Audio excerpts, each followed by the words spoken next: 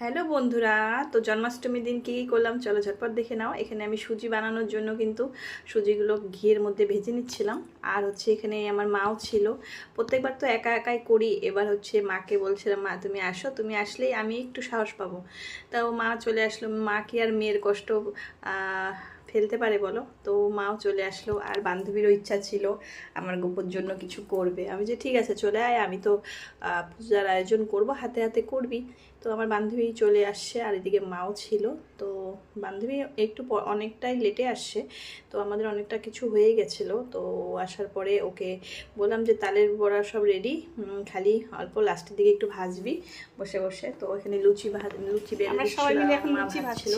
তো দেখো এখানে এই যে মা আমাকে দেখা দাও, সবাই মিলে কিন্তু গল্পও করছি, পূজার কাজও করছি।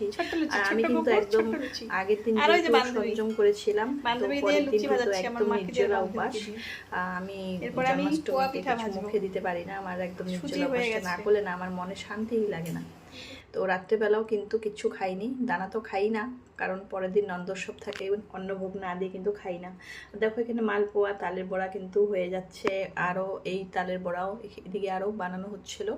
তো তালের বড়া তো অনেকটাই সময় লাগে জানোই তোমরা। তো ওইদিকে লুচি সুজি কমপ্লিট, আর এদিকে হচ্ছে আগের দিন আমার মা আর আমি দুজনে মিলে নাড়ু বানিয়ে রাখছিলাম রাত্রেবেলায় বসে বসে। আর এদিকে দেখো এক গামলা লুচি। আর এখানে আমি আমার গোপুসোনার জন্য সব কিছু আয়োজন করে নিলাম।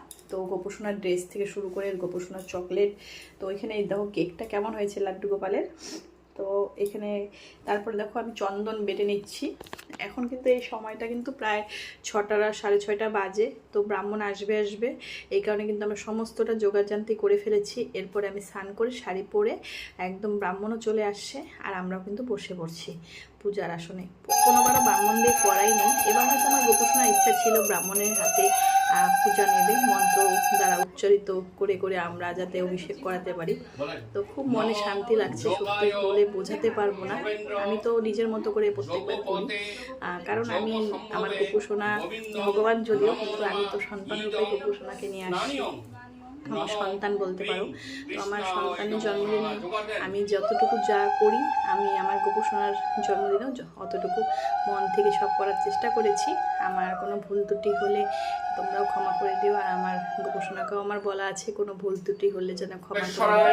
ওইখানে সবাই মিলে অভিষেক করাচ্ছি, ফার্স্টে ব্রাহ্মণ করিয়ে দিচ্ছে, তারপরে আমি একে একে সবাই কিন্তু করে নিলাম। আমার মেয়ে, আমার ছেলে, আমার বান্ধবীরাও ছিল,